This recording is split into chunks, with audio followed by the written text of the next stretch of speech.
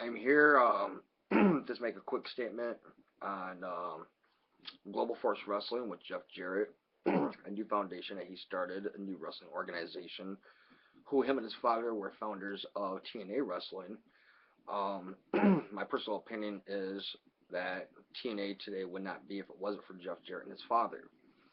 I do believe that TNA are having some huge mess ups. Really, really bad writers.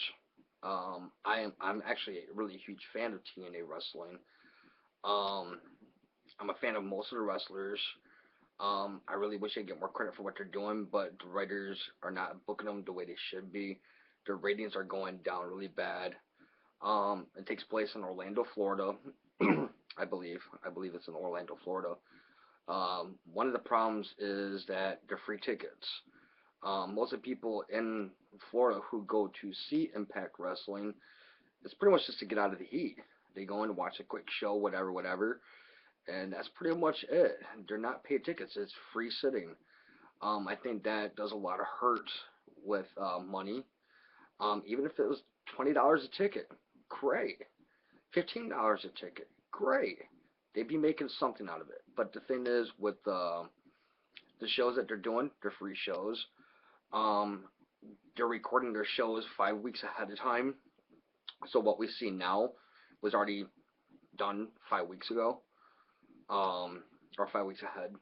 So I mean, I think it's good that they're trying to get things ahead of things. But they got to put more time and effort into this.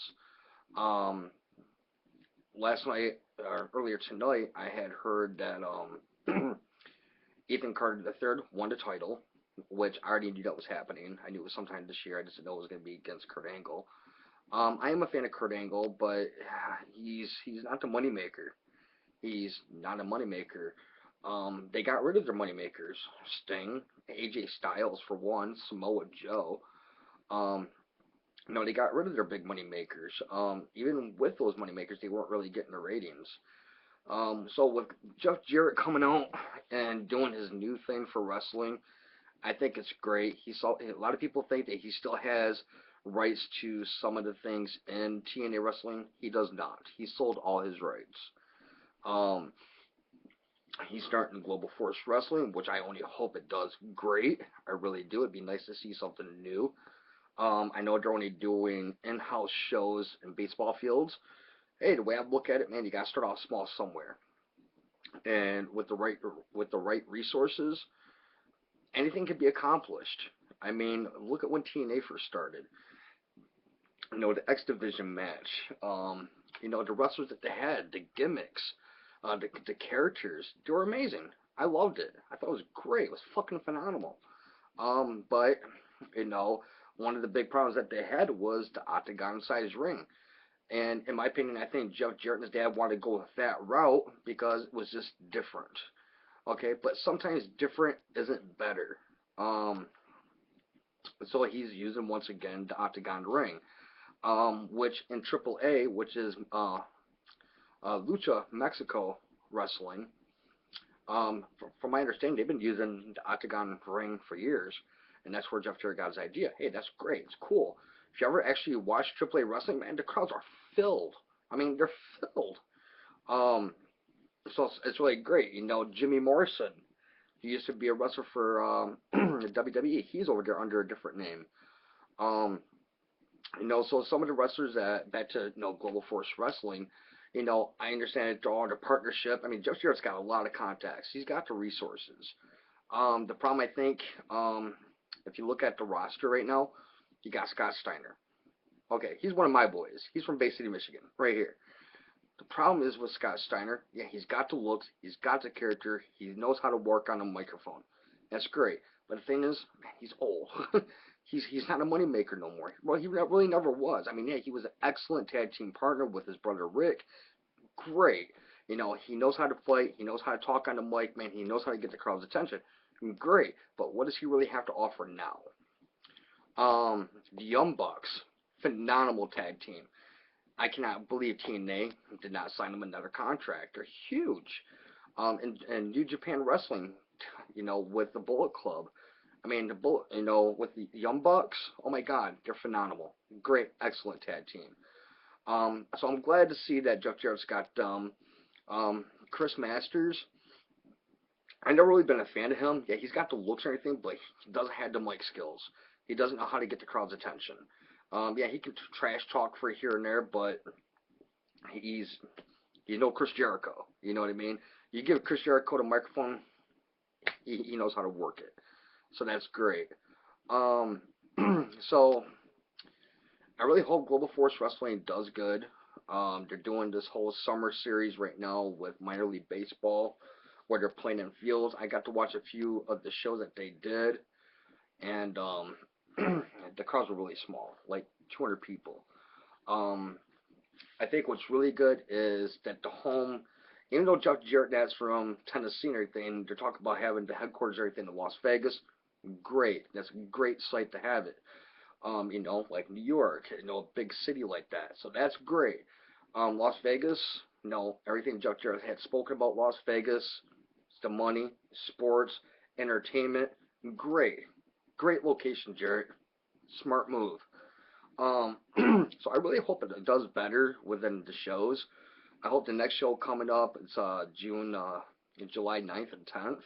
I hope the shows are bigger. I hope someone gets to videotape it and upload on YouTube. So I'm really hope that goes well. If any of you guys are not familiar with Global Force Wrestling or Jeff Jarrett and his dad were the founders who created TNA Impact Wrestling, which they changed it to Destination America. They did a reboot. It didn't go as well as they're hoping. The ratings are back down. They never really had good ratings, but I mean they're down to like 799,000 people watching. That's not even. I think it's actually lower than that. Basically, the more people watching, the higher ratings. Like WWE, they get like 3 point something, close to 4. That's like 3 million people. TNA are down in the thousands. Um, so, and if you don't believe me, look at it yourself. Um, Jeff Jarrett and his dad started the wrestling.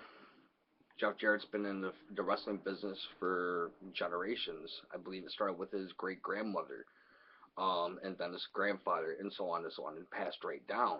Kind of like a Vince McMahon kind of thing, trilogy. You got Vince McMahon who's been in this, and you got Jeff Jarrett who's been in this, and it's a massive amount of years between both of them, where it's been like a family business. So I really, really hope that Jeff Jarrett does really, really well with this. It'd be nice to see something new. It'd be nice to see something on TV time. Like I said, it's you got the resources, you got the money, it's gonna work. But you gotta start off small and work your way big. TNA started that. They started doing good, then it went downhill. Um, Basically, it was the writers and Jeff Jarrett leaving, this and that, this and that. Um, so I really hope Global Force Wrestling really does well. Um, as far as the roster, I'm a little disappointed. I mean, yeah, there's a few familiar faces like the Young Bucks, which high five. Scott Steiner, high five. Lady Tapa, she's too big. I mean, she's like what, 10 foot tall. um, she's just a monster, but she's not really athletic as a wrestler. She's just got size. So I'm not really, impressed with that. Chris Masters, not impressed with that. They do have a few other people I haven't heard. I did videos on them and watched them. Uh, Justin Gabriel, who's going under a different name. I'm a fan of Justin Gabriel. He's very athletic. He kind of reminds me, kind of like almost like a Kerry Von Erich in a way from back in the day. And what I like about Jeff Jarrett doing this thing is that he's talking about. I remember reading a while back that he was talking about doing this thing where he wants it kind of like the Attitude Era. Um, but kind of like maybe I'm wrong, but this is what I think I remember. An Attitude Era kind of movement. I personally think go back to the way it started. Like I remember okay, I'm in Michigan, okay, and on Channel 2 when I was a kid, it was Texas Wrestling. That's where I started watching the Kerry Von Erichs, the Funk Family, the Fabulous Freebirds, Blackjack. you know, and they were just in football fields, but those football fields were full with people. They loved it. I mean, I understand time has changed, but it was that attitude, it was that push, it was that strive, and I really would like to see Jeff Jarrett do that. So I really hope it works out as well as I'm hoping. It's been what 15 months. They announced it over a year ago, the day after WrestleMania, Global Force Wrestling, and I'm like, dude, I was pumped. So you know, I'd like to hear your thoughts on it. I'd like to hear your input on that. See what you think, what kind of changes you think they could do, or even with TNA. Okay, I'm so sick of WWE. I am so sick of WWE. I Triple H. Okay, they talk about John Cena having an ego. Look at Triple H. Okay, one of the things I have to bring this up real quick, but last WrestleMania, Sting, the icon, Sting, first time ever WrestleMania, and they let him lose.